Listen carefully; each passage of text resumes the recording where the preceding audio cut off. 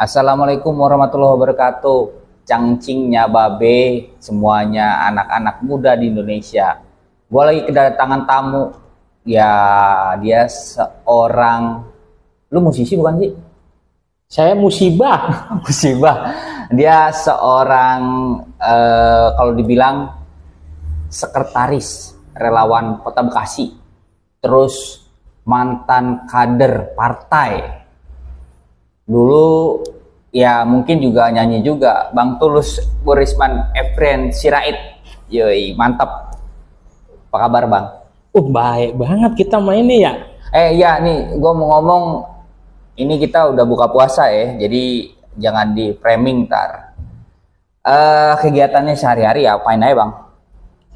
Saya kerja, nyari duit, butuh dapur biar ngebul. Nah, cerit. Buat ngebul. Emang ngebulnya berapa juta tiap bulan?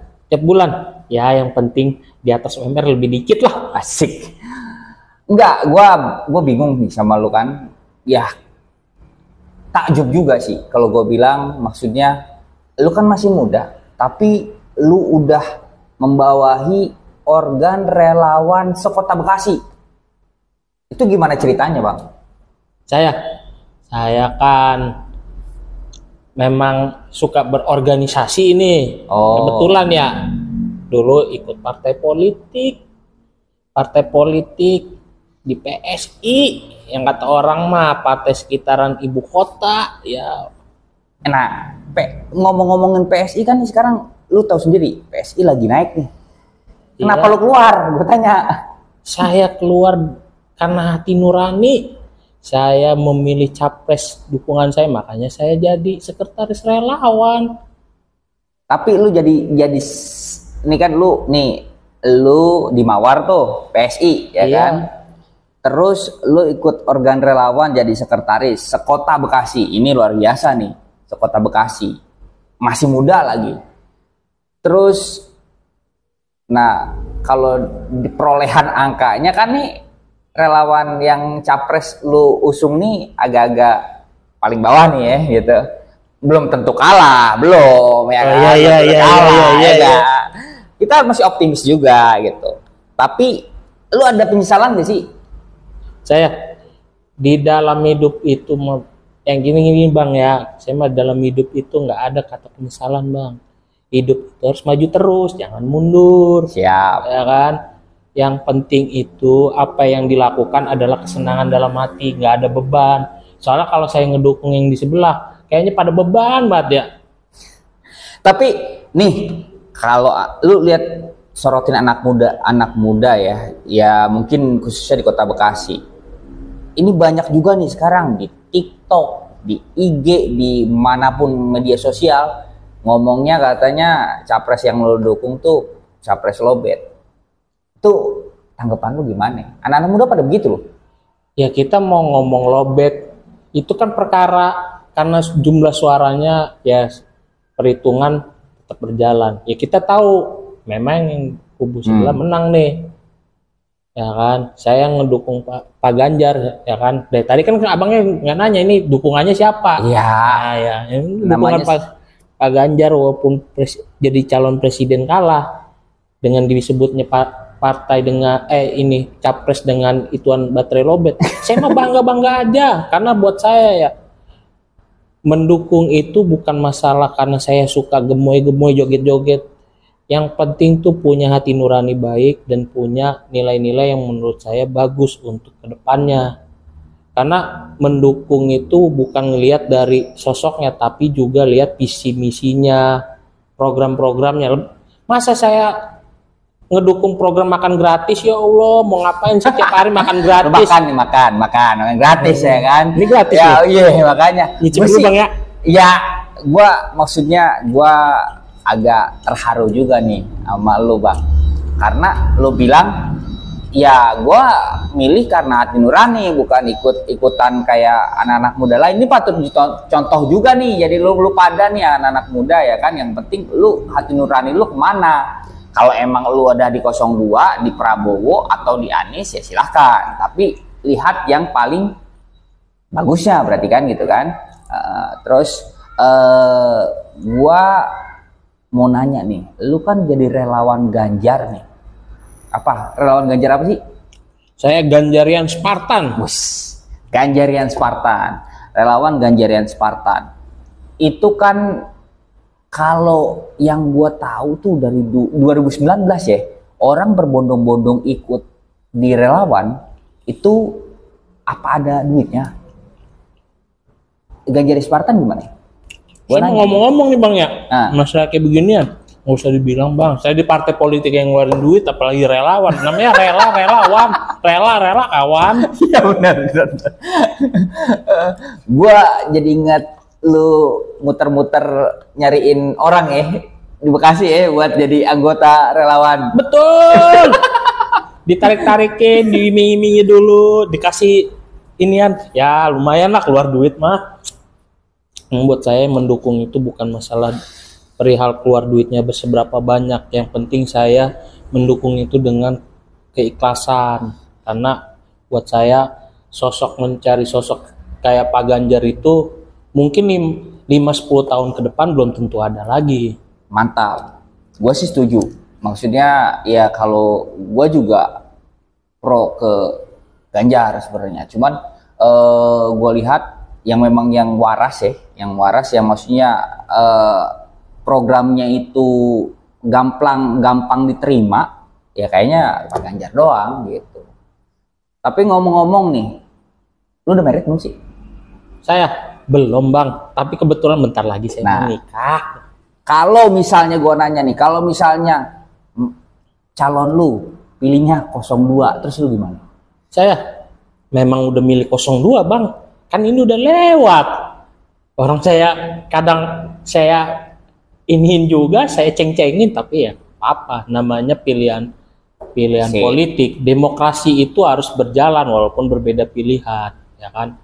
Karena walaupun tidak terpilih Pak Ganjar, tetap buat saya dia memiliki nilai value yang akan kita tanamkan untuk diri kita sendiri ataupun untuk orang lain, khususnya para pendukungnya Pak Ganjar. Karena value-value itu yang saya lihat paling utama, yaitu dia memiliki value, karena ini sama Pak Mahfud juga sebagai wakil presiden, dia memiliki value yang buat saya yang sekarang itu sangat dibutuhkan, yaitu menyikat korupsi. Negara ini besar Bang, bener dah, dengan jumlah pulau 17.000 dengan jumlah penduduk 270 juta, masa kita mau dipimpin oleh pemimpin yang sudah melanggar konstitusi? Mantap. Gue demen nih kalau anak muda realistis nih kayak gini nih, maksudnya minum dulu biar nggak ini biar kagak ngantuk. Kita santai aja ngobrol-ngobrol ya kan. Di Nahlo ini kita semuanya santai ngobrol-ngobrol, politik nggak usah dibawa serius, santai aja gitu. Nah, gue mau nanya lagi, kalau di Bekasi ini sekarang dengar-dengar PKS ya kalah PDI. Wah, PDI kalah kursinya. Kursi kalah, masuk lagi partai yang saya tinggalin, kursinya dapat 2 biji. Dapat sih? Iya, dapat 2 biji. Lu ada penyesalan dong? Buat saya kagak sih, karena saya juga karena yang dapat juga saya udah tahu orangnya. Karena di PSI itu, percaya nggak percaya, ada dinasti politik. Sebelum kita ngomong dinasti politik Jokowi, di PSI pun ada dinasti politik. Dinasti politiknya siapa? Tuh dari Raja Juli Antoni, orang-orang Muhammadiyah. Oke. Berarti sebenarnya dinasti politik ini udah dilakukan di partai itu nih ya, yang lu tahu ya gitu kan. Iya. Di partai itu. Nah, kalau misalnya nih PDI kalah ya kan, terus Pak Ganjar juga suaranya belum kalah tapi masih di bawah, yang lu salahin siapa ya? Nih kampanye kan, kalau gue lihat kampanye di kota Bekasi itu kan waktu Pak Ganjar datang gila, nemplak banget kan. Iya. Ya kan? Banyak lah pokoknya tim-tim relawan segala macam. Tapi keadaannya berbalik saat di TPS nih. Menurut tuh siapa yang salah?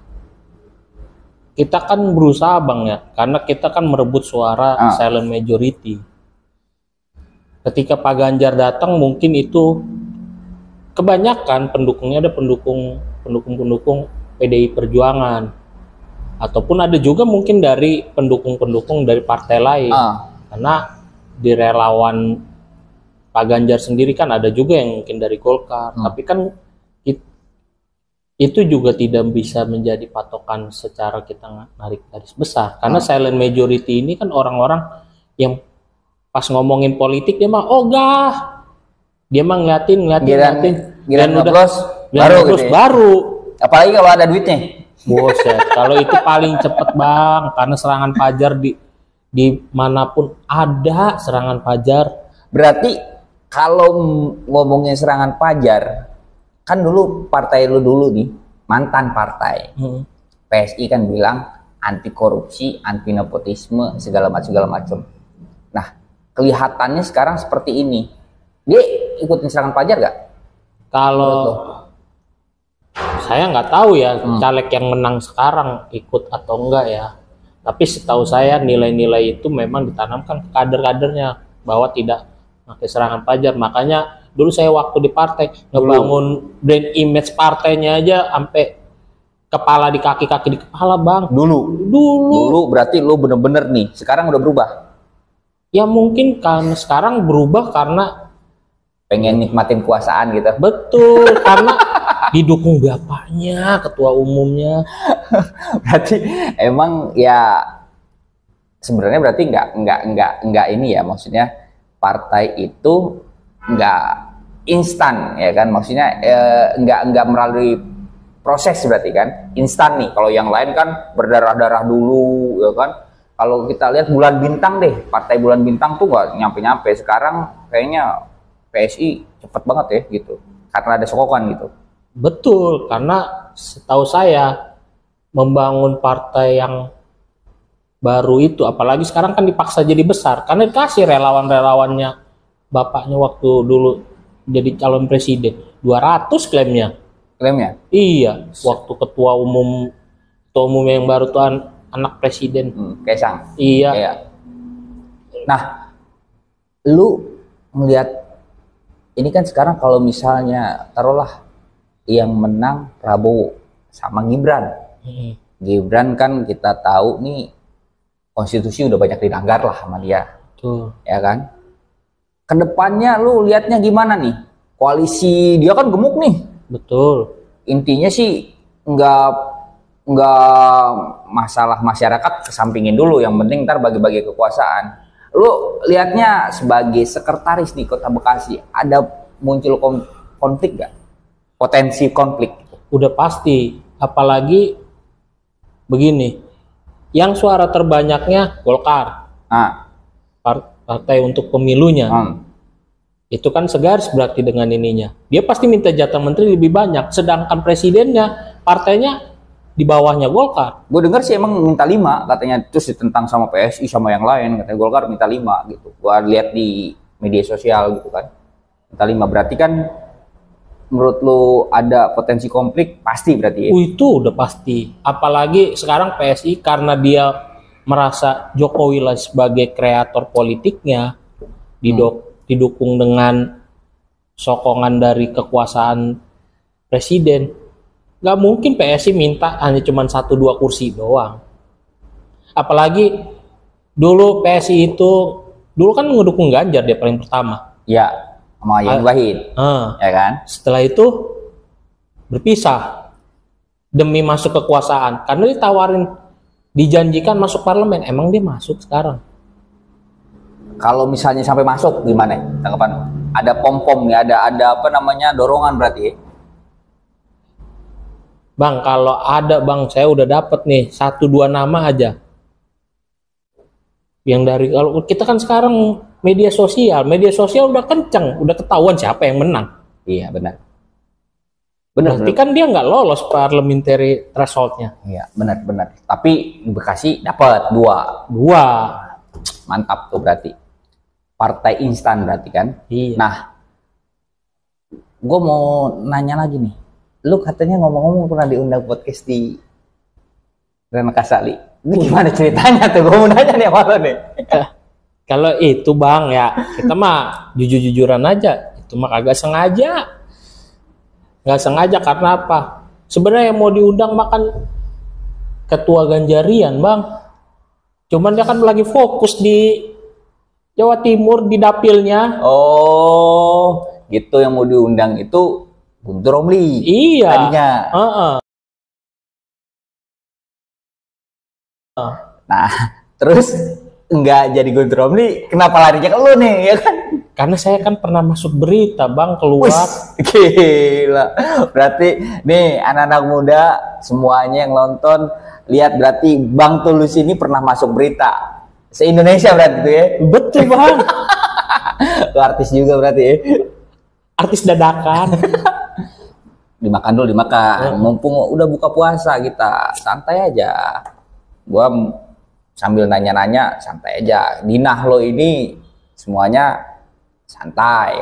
Ambil ngomongin politik tuh ya nggak harus serius-serius banget lah. Kita ngobrol aja politik. Soalnya semuanya kan di warkop, di mana semua pakai politik juga. Di warkop apalagi kalau ngomong tuh politik, buset. Apa? Karena sekarang ya karena pemilihnya kebanyakan anak muda dan anak mudanya kebanyakan dulu sama politik apatis, semenjak kayak beginian baru pada melek politik. Iya. Nah, gua nggak ngomong enak aja tuh. Enak banget ini Bang. Basi 2 hari. Dan Bang, namanya kita lapar. Iya, namanya habis buka puasa ya udah gitu kan.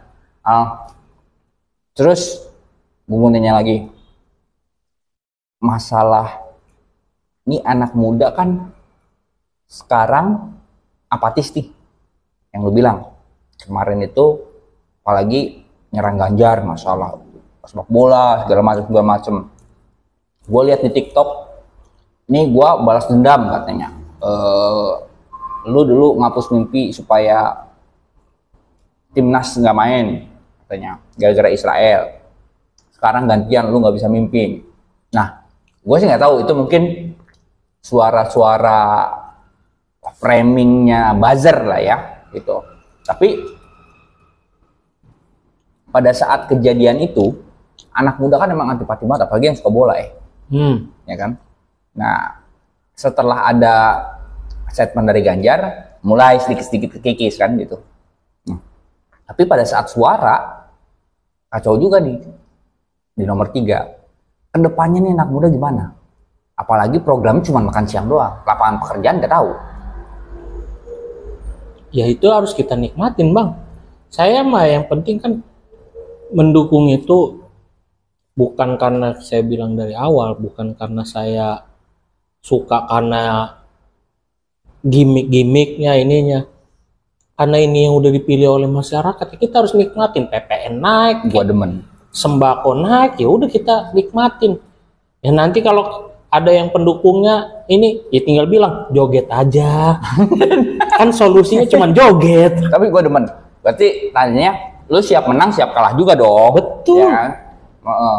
Nah, cuman framingnya sekarang kan nih, kita mau kritik mereka nih, timnya Prabowo. Dibilangin kita kadrun katanya. Dibilangnya udah kayak kadrun sekarang, kritik karena kalah, ya kan? Tapi giliran misalnya sekarang sembako nih beras kan udah naik nih, 17.000 naik. Nah, lu kok sering ke pasar apa 17.000, lu ngerti lu? Ya Bang, soalnya ngaruh nanti sama catering saya kalau belum 3 bulan lagi. Lu ada usaha catering? Hah? Bukan, saya kan mau nikah iya, butuh catering. Bener. Berarti lu pengeluaran lu lebih gede lagi dong. Bisa 2 kali lipat nanti. Cuman buat catering doang. Beras naik.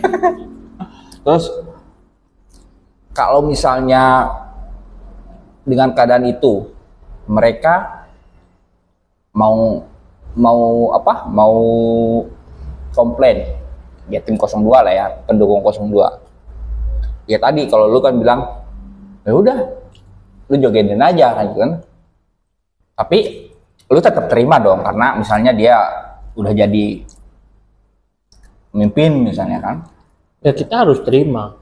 Karena itu udah pilihan masyarakat secara besar. Berarti kan masyarakat sekarang lebih suka dengan gimmick dan lebih suka dengan bansos. Yang penting mah dapur ngebul. Padahal yang kita nikmatin itu bukan masalah bansos yang sekarang kita dapetin seminggu 2 minggu lagi habis. Karena kebijakan politik itu akan kita rasakan sampai 5 tahun ke depan, Bang. Benar, gue setuju. Karena kebijakan itu kan emang pasti bakalan 5 tahun ya, maksudnya berjalan sampai kita nanti milih lagi. Iya. Nah, ini kan sekarang banyak gejolak nih. Betul. Di Bawaslu, di demo, DPR di demo, segala macam. Terus ada yang mau bilang angket. Keyakinan lu sebagai pendukung Ganjar, kejadian nggak hak angket? Kejadian pasti kejadian, Bang. Cuman apakah akan membatalkan hasil pemilu? Kan enggak. Karena waktunya juga mepet. Pengumuman tanggal 20. Berarti kan disahkannya 21 udah sah. Ya. Udah nggak bisa diundur atau diiniin lagi. Cuman tangan Tuhan yang bisa ngegagalin. Ya udah kita tinggal nikmatin hasilnya nanti ke depannya seperti apa. Kecuali ya kan ada angin apa gitu ya kan. Ada misalnya chaos gitu maksud lo, bagaimana gitu? Ya, tapi jangan sampai lah karena kita kan nggak mau sampai ke sana, ya. Bang. Karena kan bahaya kembali lagi ke tahun 98. Benar. Berarti yang gua tangkap dari lo hak angket ini sebenarnya cuma pingin menegakkan keadilannya doang berarti kan? Betul. Prosesnya. Tapi masalah yang jadi misalnya nanti Prabowo misalnya atau nanti 2 putaran ya itu silakan gitu kan. Tapi yang penting prosesnya dulu nih harus adil gitu kan. Yang salah siapa kan gitu. Oke, gua ngerti jadinya. Terus di Kota Bekasi lu punya anggota berapa? Ganjarian Spartan. Di Ganjarian Spartan Kota Bekasi ya lumayan sih. Dari 12 kecamatan saya melakukan gerilya untuk mencari anggota untuk satu visi dengan saya. Naik motor tuh ya? Keliling. Jalan ya? Iya, keliling. Wah, gue tahu tuh. Hampir 10 kecamatan saya udah ada dan rata-rata ada 6 kecamatan yang udah saya buatkan SK fix kepengurusannya itu ada. Dan kurang lebih itu rata-rata ada 30 anggota, ada 300 total. Iya, kurang lebih 300-an. 300 anggota aktif. Anggota aktif. Wih, mantap. Kota Bekasi itu Ganjarian Spartan ada 300. Nah, Ganjarian Spartan ini keadaannya udah begini. Masih lanjut apa enggak? Saya sih Kota Bekasi nih. Buat saya ya apa yang udah saya perjuangkan, karena saya juga kan basicnya suka berorganisasi. Saya udah bilang sama anggota-anggota saya,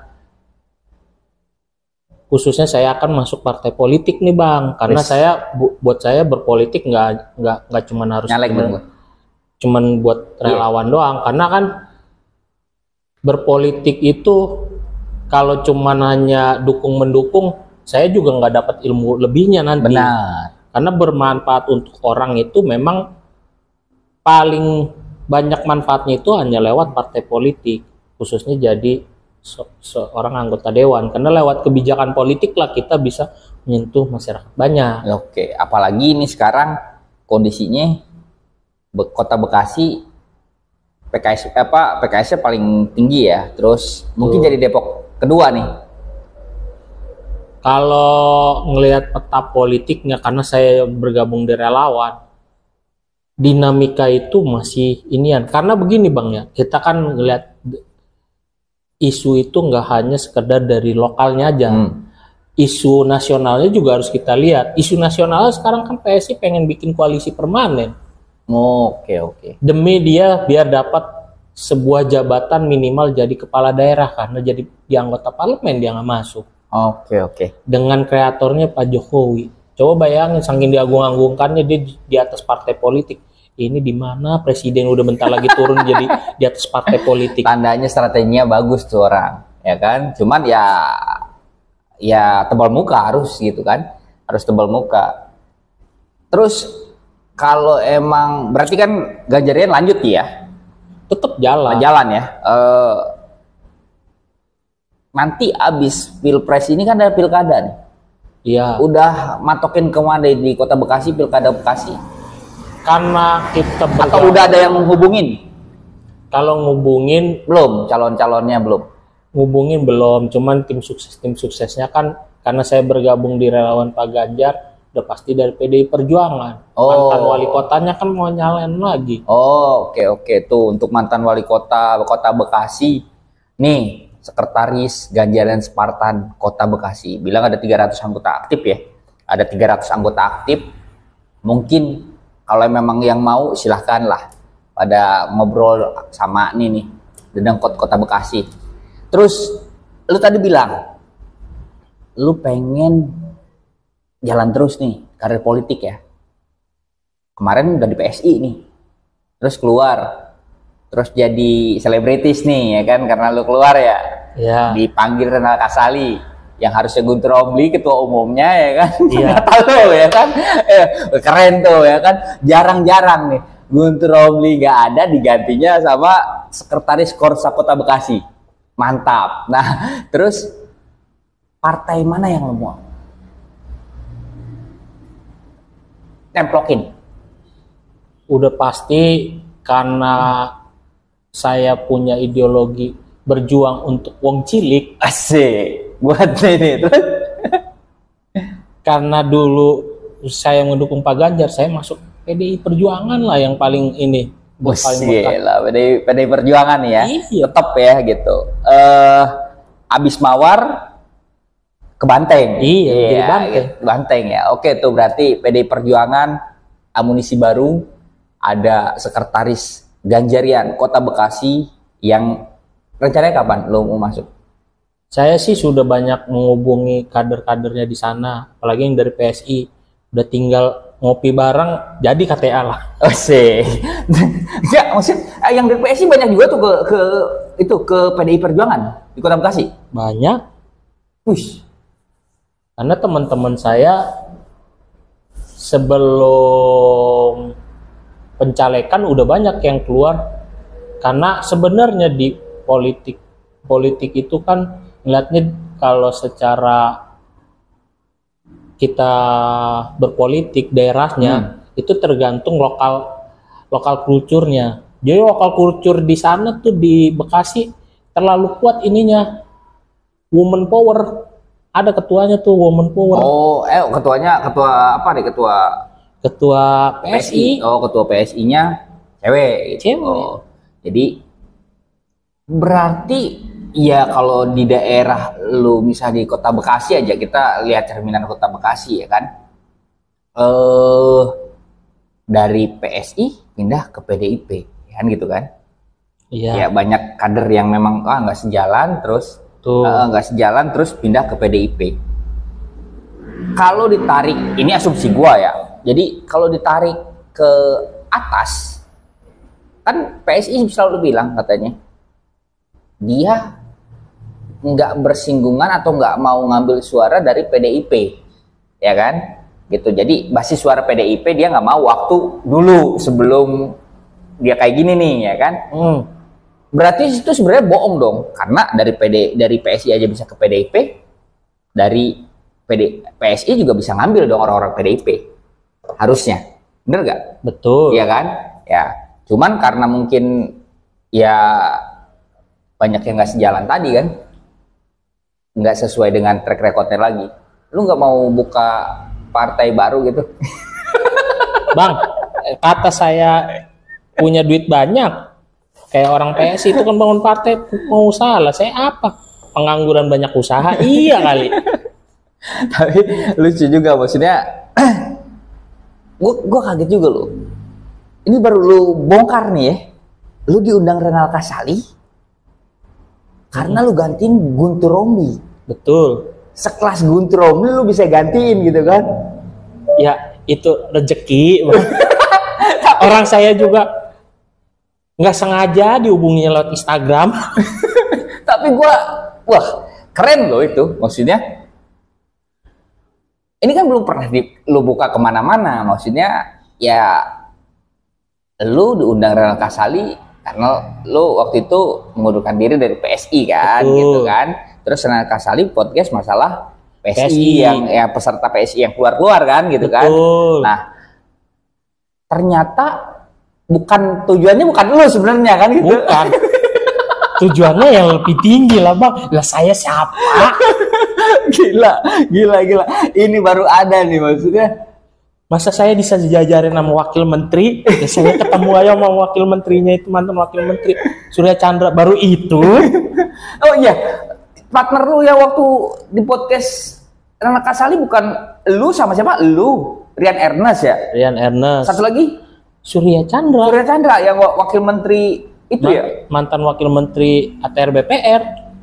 Buset. Keren loh, keren. Nih, ini suatu kebanggaan buat Ganjarian Spartan Kota Bekasi. Sekretarisnya diundang dari Renal Kasali, gantiin Ketua Umum Ganjarian Spartan Guntur Romli, terus podcastnya sama Renal Kasali disandingin dengan Rian Ernest sama Surya Chandra. Gokil. Dan Rian Ernest juga masih muda sih ya. Surya Chandra juga masih muda sih. Masih 40-an. 40-an ya maksudnya berarti yang diundang ini masih muda-muda nih. Iya. Paling muda lu dong. Paling muda saya. Dan paling kalau di kader PSI mah udah paling bawah. Lu di PSI apa jabatan waktu itu? Saya cuman ketua ranting Bang, tingkat kelurahan.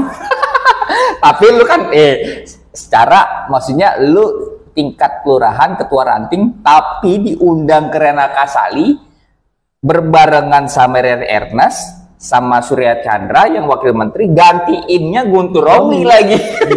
lagi. Ini baru ada nih podcast. Dan buat Bang Renal Kasali kayaknya mantap nih undang sekretaris Ganjarian Kota Bekasi. Nah, gue cuma mau nanya, ini setelah lu katanya nanti mau ke PDIP, ada rencana anggota dewan juga segala macam. Apa sih yang mau perjuangin buat Kota Bekasi gue tanya? Saya yang jelas itu di Kota Bekasi ya. Terutama itu karena walaupun dia sebagai kota, dia kan cuma sebagai penyangga ibu kota yang sekarang di Jakarta. Kompleksitasnya itu lebih tinggi dibandingkan di Kota Jakarta sendiri karena sebagai kota penyangga. Karena paling utama itu dari semua ini kita ngomongnya masalah pendidikan. Saya pasti akan memperjuangkan pendidikan karena kalau pendidikannya sudah baik, udah pasti tingkat taraf hidup masyarakatnya juga akan lebih baik. Karena dengan tingkat pendidikan semakin tinggi, dia akan menciptakan kreativitas sendiri-sendiri.